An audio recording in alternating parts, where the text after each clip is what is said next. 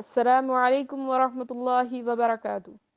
الحمد للہ رب العالمین والصلاة والسلام علی رسول الکریم، اما بعد، اعوذ باللہ من الشیطان الرجیم، بسم اللہ الرحمن الرحیم۔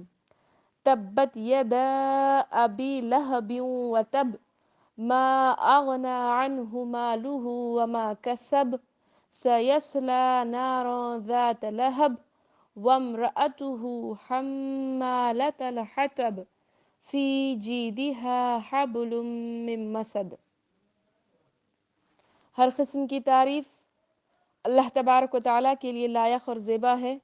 درود السلام ہو ہمارے آخری نبی جناب محمد رسول اللہ صلی اللہ علیہ وسلم پر۔ آج انشاءاللہ ہم ہمارے درس قرآن کے 9ویں دروس میں سورۃ اللہب کے معنی اور اس کی تفسیر جانیں گے انشاءاللہ۔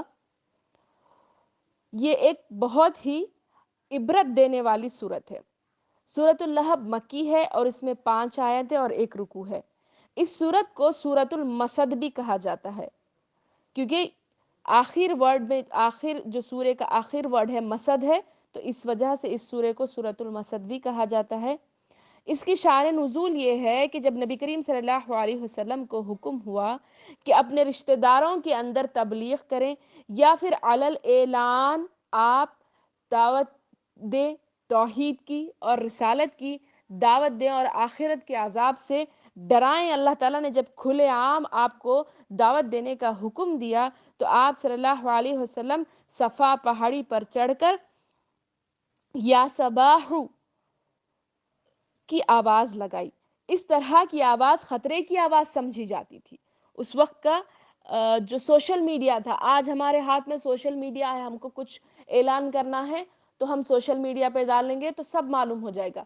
تو اس وقت کا سوشل میڈیا تھا کہ پہاڑ پر چڑھ کر ایک زوردار آواز لگائی جاتی جو ایک خطرے کی آواز ہوتی تھی اور تمام لوگ اس آواز کی وجہ سے جمع ہوتے تھے۔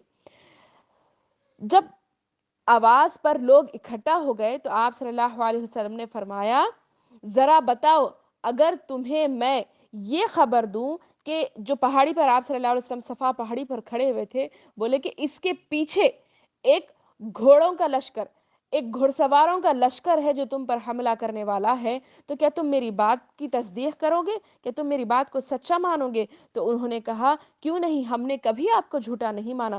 تمام اہل قریش اور اہل مکہ کے لوگوں نے کہا کہ ہم نے آپ کو کبھی جھوٹا نہیں پایا، آپ ہمیشہ سچ کہتے ہیں۔ تو آپ صلی اللہ علیہ وسلم نے کہا، پھر میں تمہیں ایک بڑے عذاب سے ڈراتا ہوں اگر تم کفر اور شرک میں مبتلا رہو گے۔ جب آپ صلی اللہ علیہ وسلم نے یہ کہا تو یہ سن کر ابو لہب ان میں کھڑا ہوا تھا، اس نے کہا، تبن لکا، تیرے لیے ہلاکت ہو۔ اس نے آپ صلی اللہ علیہ وسلم کو بددعا دے ڈالی، کیا تو نے ہمیں اس لیے جمع کیا تھا؟ ابو لہب نے آپ صلی اللہ علیہ وسلم سے کہا کہ تو نے ہمیں اس لیے جمع کیا تھا؟ تو اس کے جواب میں اللہ تعالیٰ نے، جو ابو لہب نے آپ صلی اللہ علیہ وسلم کو بددعا دی، اس کے جواب میں اللہ تعالیٰ نے یہ پوری سورت نازل فرمایا، تبت یدا ابی لہب وتب، ابو لہب کے دونوں ہاتھ ٹوٹ گئے اور وہ خود ہلاک ہو گیا۔ اللہ تعالیٰ اس نے جو بددعا نبی کریم صلی اللہ علیہ وسلم کو دی کہ تو ہلاک ہو جاؤ، تو برباد ہو جائے، اس نے یہ الفاظ آپ صلی اللہ علیہ وسلم کے لیے استعمال کیے تھے۔ اللہ تعالیٰ نے اس کے جواب میں نازل فرمایا کہ ابو لہب کے دونوں ہاتھ ٹوٹ گئے اور وہ خود ہلاک ہو گیا۔ ما اغنى عنہ مالہ وما کسب، نہ تو اس کا مال اس کے کام آیا اور نہ اس کی کمائی۔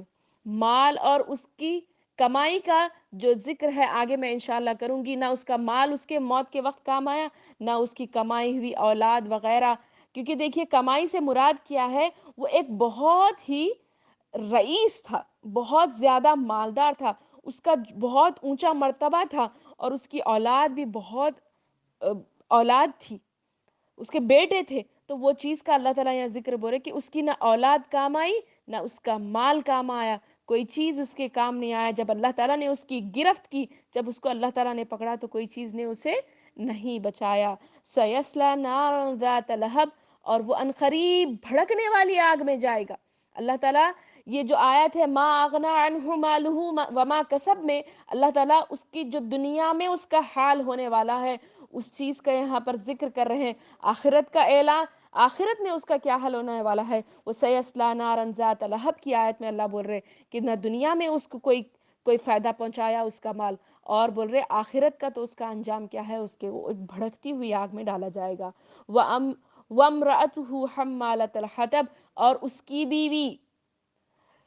کی بیوی بھی جائے گی جو لکڑیاں ڈھونے والی ہوگی۔ کیا ہوگی اس کی بیوی؟ اس کی بیوی ایندھن جمع کرے گی، کس کے لیے؟ اپنے خود شوہر کے لیے۔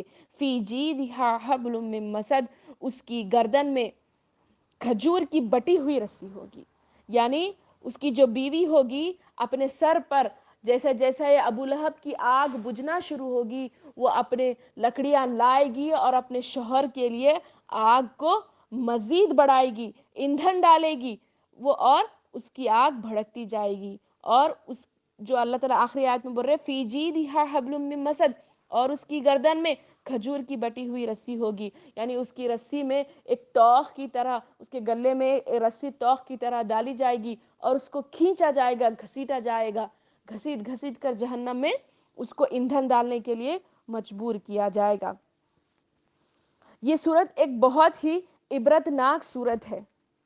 دیکھیے اللہ تعالیٰ نے یہ صورت میں ابو لہب اور اس کی بیوی ام جمیل، جو اس کی بیوی کا وَامْرَأَتُهُ حَمَّالَةَ الْحَطَبِ میں جو ذکر کیا ہے، اس کی بیوی کا نام تھا ام جمیل، کے بارے میں نازل فرمائی تاکہ رہتی دنیا تک ان لوگوں کے لیے مثال قائم ہو جائے جو شیطان اور خواہشات نفس کی اتباع کرتے ہیں، خواہشات نفس میں اللہ اور اس کے رسول سے دشمنی کرنے بیٹھتے ہیں، خواہشات کے نفس کی اتباع میں اللہ اور اس کے رسول سے دشمنی کر بیٹھتے ہیں۔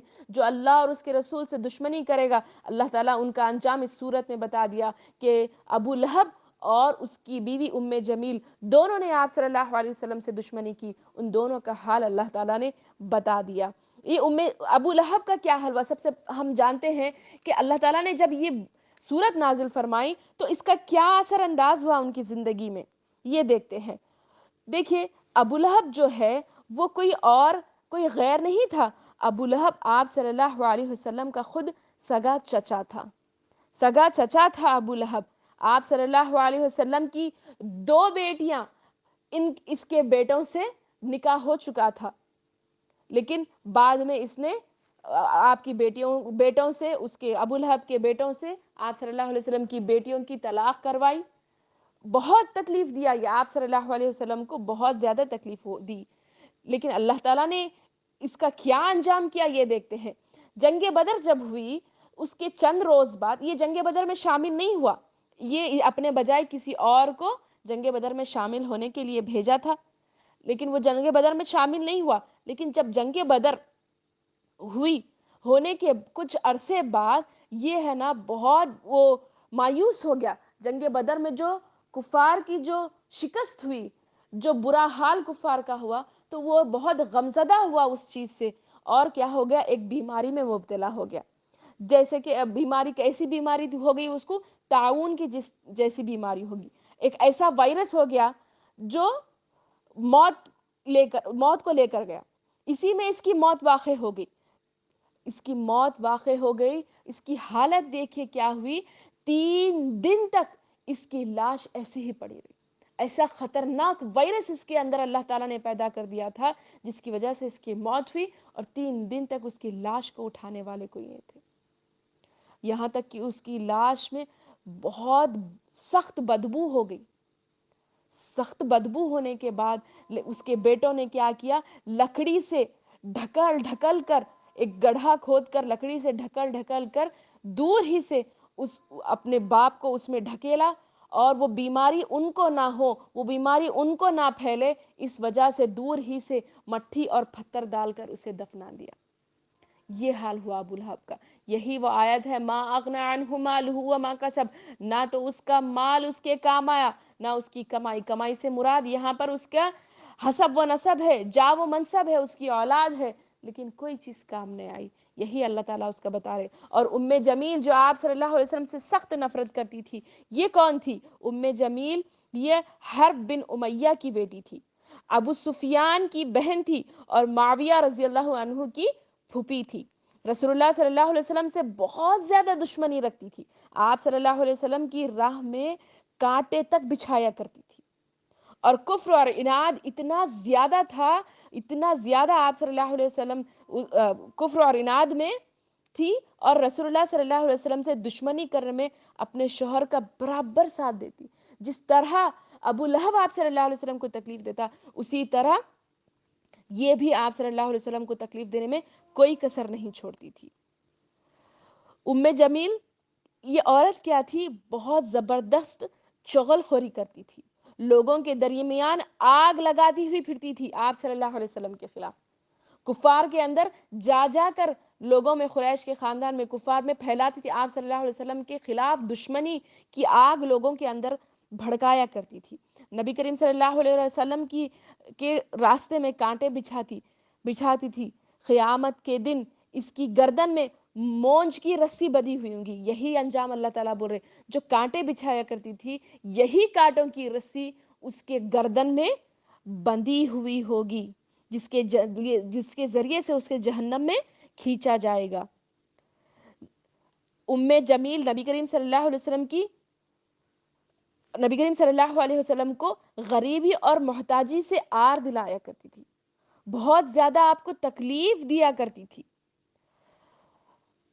سعید بن ابو المسیب کہتے ہیں کہ ام جمیل کے پاس ایک قیمتی ہار تھا، اس نے کہا تھا کہ لات اور عزا کی قسم، میں اسے ضرور محمد صلی اللہ علیہ وسلم کی دشمنی پر خرچ کروں گی۔ قیامت کے دن دیکھیے اللہ تعالیٰ نے کس طرح انجام اس کا بتایا کہ کل قیامت کے دن جس نے اس ہار کے فخر میں وہ کہتی تھی کہ یہ ہار میں دشمنی میں خرچ کر دوں گی آپ صلی اللہ علیہ وسلم کی، وہی ہار ہو سکتا ہے، وہی ہار کا جو وہ تکبر کرتی تھی، جو اس کے گلے میں اللہ تعالیٰ کل قیامت میں رسی ڈالیں گے۔ قیامت کے دن اس کے ہار کے ذریعے سے اسے عذاب دیا جائے گا۔ اللہ تعالیٰ نے واضح الفاظ میں قرآن مجید میں فرما دیا کہ وہ کیا کرے گی، اپنے شوہر کے لیے ایندھن بنائے گی اور اس کے گلے میں بٹی ہوئی رسی ہوگی۔ جب یہ صورت نازل ہوئی، یہ ایک عبرتناک صورت اس وجہ سے ہے کہ دیکھیے جب یہ صورت نازل ہوئی اس وقت ابو لہب اور اس کی بیوی دونوں زندہ تھے۔ اللہ تعالیٰ نے ان کے بارے میں خبر دی کہ وہ ضرور جہنم کے عذاب میں جائیں گے، یعنی وہ اسلام نہیں لائیں گے، یہ اللہ تعالیٰ نے پہلے ہی ڈکلیئر دے دیا تھا، اور ان کی موت کیا ہوگی؟ کفر پر ہوگی۔ یہ بھی اللہ تعالیٰ نے اس صورت کے ذریعے بتا دیا تھا۔ ایسا ہی ہوا نا، بالکل ایسا ہی ہوا، دونوں حالت کفر میں ہی ہلاک ہو گئے۔ یہ بات اللہ تعالیٰ کی نشانیوں میں سے ایک بڑی نشانی ہے کہ ایک بڑی نشانی ہے کہ جو اللہ تعالیٰ نے کہا وہی ان کا حال ہوا۔ تو آج اگر ہم اللہ اور اس کے رسول سے دشمنی جو لوگ کرتے ہیں، ہمیں عبرت لینی چاہیے کہ جو اللہ اور اس کے رسول سے دشمنی کرتے ہیں، اللہ تعالیٰ ان کا ایسا انجام کرتا ہے۔ دیکھیے ہدایت، اور ایک چیز یہ صورت سے معلوم ہوتی ہے کہ ہدایت صرف اور صرف اللہ تبارک و تعالیٰ کے ہاتھ میں ہے۔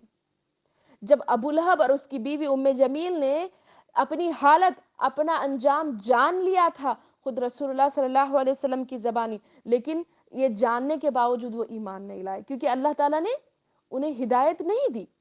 تو ہدایت صرف اللہ کے ہاتھ میں ہے۔ جب تک انسان خود اپنے اندر اس بات کا شوق نہ پیدا کرے کہ سچ کیا ہے، حق کیا ہے، میں یہ جانوں گی، میں اس پر عمل کروں گی جو حق اللہ تعالیٰ نے کیا ہے، وہ راستہ کون سا راستہ ہے جو مجھے جنت میں لے جائے گا، وہ راستہ کون سا راستہ ہے جو صراط المستقیم کا راستہ ہے، جب انسان کے اندر یہ تڑپ پیدا ہوگی تو اللہ تعالیٰ بھی ذریعے اور اسباب بناتے ہیں۔